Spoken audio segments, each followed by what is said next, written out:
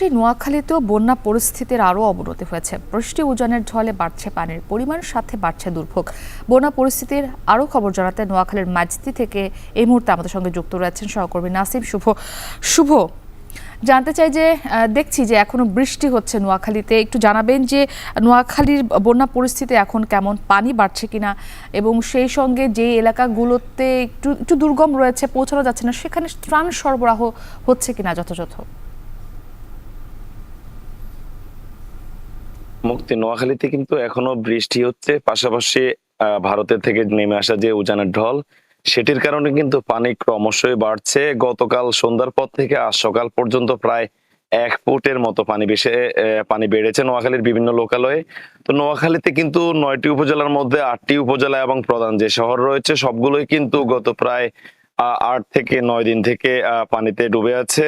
আমি এই মুহূর্তে আছি নোয়াখালী জেলার অন্যতম যে আবাসিক এলাকা, হাউজিং আবাসিক এলাকায়। এই এলাকার প্রবীণদের সাথে আমি কথা বলেছি। এখানে কিন্তু তারা, প্রবীণ যারা রয়েছেন, তারা জানিয়েছেন এর আগে কখনো এই এলাকায় বন্যার পানি তারা দেখেননি। এবারই প্রথম এই এলাকায় বন্যার পানি, কোথাও হাঁটু পানি আবার কোথাও কোমর পানি হয়েছে। এর পাশাপাশি নোয়াখালীর যে মফস্বল এলাকাগুলো রয়েছে সেগুলোর অবস্থা অবর্ণনীয়। অনেক জায়গায় কিন্তু নেটওয়ার্কও বিচ্ছিন্ন রয়েছে গত কয়েকদিন থেকে। তো নোয়াখালীতে চলতি বন্যায় আসলে 20 লাখের মতো মানুষ, যারা কিন্তু গত কয়েকদিন ধরে পানিবন্দী আছেন, যার মধ্যে প্রায় 2 লাখের মতো মানুষ আশ্রয় কেন্দ্রে রয়েছেন। এর বাইরেও যেখানে পারছেন আসলে আশ্রয় নিচ্ছেন।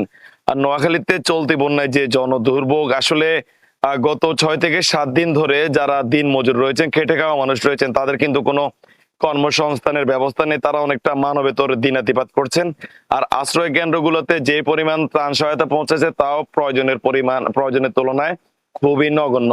এছাড়া প্রত্যন্ত কিছু এলাকা রয়েছে যেগুলোতে আসলে যোগাযোগ বিচ্ছিন্ন হওয়ার কারণে এখন পর্যন্ত জেলা প্রশাসন কিংবা কারো পক্ষ থেকে কোনো ত্রাণ সহায়তা পৌঁছায়নি। তবে প্রতিদিনই বিভিন্ন সামাজিক ও স্বেচ্ছাসেবী সংগঠনগুলোর পক্ষ থেকে যে সকল এলাকায় এখন পর্যন্ত ত্রাণ সহায়তা পৌঁছায় নেই, সে সকল এলাকায় তারা যাওয়ার চেষ্টা করছেন ত্রাণ সহযোগিতা নিয়ে। তবে নোয়াখালী জেলার যেই বন্যার এলাকা, ক্যাচমেন্ট এরিয়া, তার মধ্যে 70% এলাকাতে কিন্তু এখন পর্যন্ত ত্রাণ পৌঁছায়নি। আর আশ্রয় কেন্দ্রগুলোতেও কিন্তু খাদ্যের হাহাকার দেখা দিয়েছে। বিশেষ করে শিশু এবং যারা অসুস্থ বয়োবৃদ্ধ রয়েছেন তাদেরও খাদ্যের সংকট চরমে। এছাড়া নোয়াখালীতে চলতি বন্যায় বেড়েছে পানিবাহিত রোগের সংখ্যা, বেড়েছে সাপে কাটা রোগীর সংখ্যাও।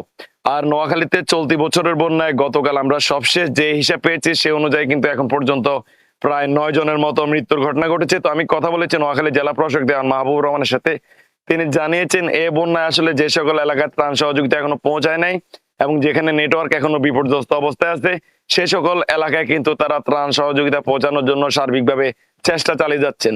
তো মুক্তি, এ ছিল আসলে নোয়াখালীর বন্যার জনদুর্ভোগ নিয়ে আমার কাছে সবশেষ। আমাদের সঙ্গে আমাদের সহকর্মী যুক্ত ছিলেন নোয়াখালীর মাইজদি থেকে নাসিম শুভ, সেখানকার বন্যা পরিস্থিতির সবশেষ জানাচ্ছিলেন তিনি।